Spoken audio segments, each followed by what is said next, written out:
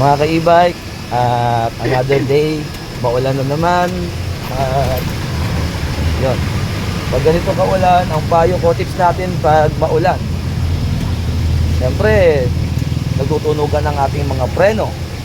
Natural yun, kasi lalo na kapag sa umaga, no, kapag unang andar natin, maano agad, matunog kasi kumapit siya, o kaya yung mga dumi napunta dun sa may caliper, pero kaya sa drum brake cover. Ngayon, kapag maulan, ano ba dapat gawin natin, no? About wirings natin, kung naka-single ka, ang gagawin ay matulog na lang sa bahay kasi single ka eh. Joke lang. So, pag naka-single na e-bike ka, ang gagawin mo, pwede mo lagyan yung mga socket mo ng ano, yung glue stick para i-waterproofing siya, no? Pwede yun.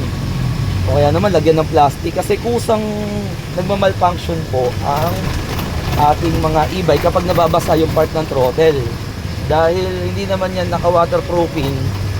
Although yung socket naka-waterproofing man, pero yung ano niya, yung pinaka transistor dito hindi, no?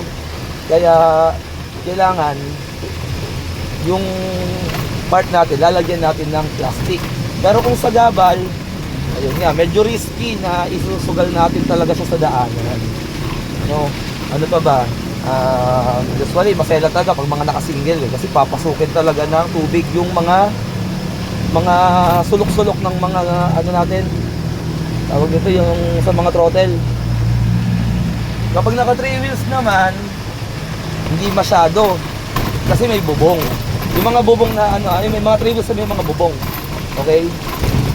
Kasi ano yan eh, hindi mababasa, natural. Pero ang risk naman din is mababa. Yung mga controller ay nasa ilalim, yung iba. Unless ng mga iba, yung mga NWOW nasa taas, no. Yung iba pa, yung ibang 1U1 nasa taas din. Yung mga ganong mga brand. Pero yung mga nasa baba na mga controller, kapag mataas-taas yung dinaanan nyo na tubig, ay possible talaga na mangyari na pasukin yung controller nyo ng tubig. Kapag pinasok yun, syempre sira, gastos yun. Ganon.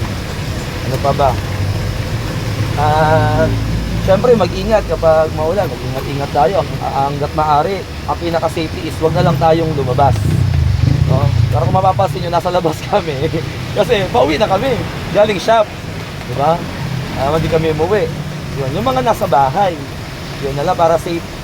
No? Pero ako, gustong-gusto ko gumala kapag maulan.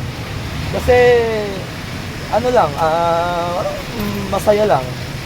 Malamig, kukwentuhan kayo, may kasama ka. Ganon, maganda, no? Kapag, para sa akin, lalabas ako kapag ano eh. Para sa akin maganda kapag maulan. Gusto kong gumala kapag maulan. Basta yung ano, yung baha, yung taas ng tubig, tolerable naman. Yung hindi naman yung talagang halos aabutin na yung controller natin. Alam mo naman yun eh, pag ikaw yung nagdadrive, diba? Pag nakikita mo yung mga nasa unahan mo ay nagsisiatrasan na, atras ka na din. So, yun lang mga tips natin mga ka-e-bike. Maraming salamat, keep safe at ingat kayo parati dahil may bagyo pa yata tayo. So, ingatan natin mga e-bike dahil kinabubuhay din natin yan. Yun lang, maraming salamat, bye!